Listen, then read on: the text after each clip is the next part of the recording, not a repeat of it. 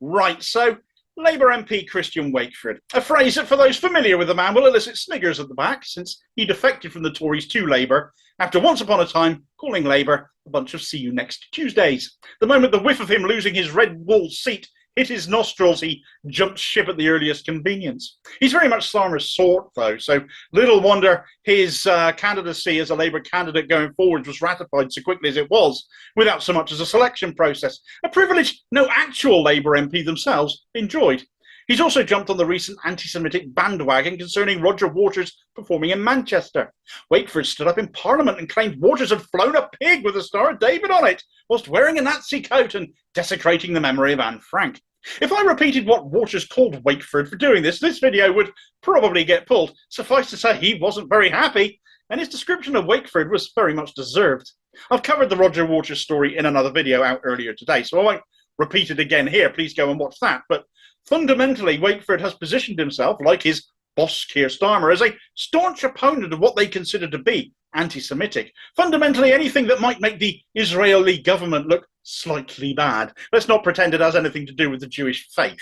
Such as his sucking up to this tedious, overplayed narrative now, though, that he has also weighed in on the Ken Loach and Jamie Driscoll story. Driscoll, as we know by now, barred from standing as North East Mayor, despite being the current North of Tyne Metro Mayor for Labour, because he provocatively shared a platform with Ken Loach. I'm still not sure how you provocatively share a stage with a film director at the showing of their film. Maybe they were both dressed in drag, but I dare say there would have been pictures. Functionally, though, Driscoll is a lefty. Starmerites want him out because of that. It's any excuse to do so. Sharing a platform with an expelled Labour member did it, throwing in antisemitism for cover, even if it had nothing to do with Loach's actual expulsion. Doesn't matter to such people, it's the stick they use to beat everyone. The issue is completely weaponised, as we well know by now on the left. Driscoll is from the wrong end of Labour's broad church, and meeting someone is fundamentally what they've used to block his candidacy. Now, Wakeford, on the other hand, has also just met someone. Simmons from KISS visited the Houses of Parliament, and a gushing Christian Wakeford tweeted out the picture he had taken with him. However, Simmons is on record as having made past Islamophobic comments. He's called Islam a vile culture. Well, if Ken Loach is an anti-Semite, what did he say then? You can point to any number of other accused former Labour members and ask the same thing, and you will struggle to find something. Wakeford deleted the tweet posing with Simmons and put out an apology, claiming to have been made aware of Simmons' comments in the past and wished to dissociate himself from them. Here's the thing, though. You met him, Christian.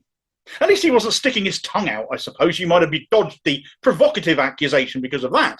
But you met him, just like Jamie Driscoll met Ken Loach. Keir Starmer said of the Driscoll situation that we're going through a rigorous selection process, and I make no apologies for saying we want the highest quality candidates. Well, by the bar you set with Driscoll, Keith, Christian Wakeford cannot be a quality candidate either now, can he? Or, as the Ford report has found, is it because it's Islamophobia in this instance, and it just isn't as important in your Labour Party? Are you going to treat Wakeford as you did Driscoll? Because if not, well, there's a hierarchy of racism right there, isn't there? Now, Keith's supporters are pointing to the fact Wakeford apologised for what he did, and Driscoll hasn't. But hang on, where there is evidence that Simmons did say something offensive, again, I will ask you what Loach said that required an apology from Driscoll. Ken Loach was expelled for not throwing members of a prescribed group he had spoken with, who had been retrospectively sanctioned, having attended those groups when it was still allowed, under a bus. He wouldn't crap on his friends, unlike Wakeford, who ditched one set of Tories for another without batting an eyelid. The Labour Muslim Network has written to Christian Wakeford and also to Keir Starmer and David Evans, saying promotion of Gene Simmons is Islamophobic and a direct violation of the Labour Party Code of Conduct, and to take action on this issue, or it will only further accusations of a hierarchy of racism within the party. Well, here I am, duly delivering on that. Wakeford hasn't publicly acknowledged the Labour Muslim Network on this, neither has Keir Starmer that I've seen. Perhaps if they signed it off as coming from Marie van der Zyl of the Board of Deputies, he'd have jumped on it by now instead. We have Labour candidates being deselected across the country right now due to boundary changes. Christian Wakeford isn't one of them. He should be. If Jamie Driscoll can be kept out on trumped-up charges of meeting an anti-Semite who isn't, Wakeford meeting an actual Islamophobe should be treated just as seriously. Actually, it should be treated even more so. If it isn't, more so because it's genuine. If it isn't, then there's your hierarchy of racism for all the world to see. Not that it's the only example we've seen in recent times, as Diane Abbott found out to her cost to see hierarchy of racism once again reared its head there. as is my recommended watching for you next after you've liked, shared, and subscribed to the channel. Sticking with me here, hundreds more vids to see, telling it like it is, and I will see you on the next one. Cheers, folks.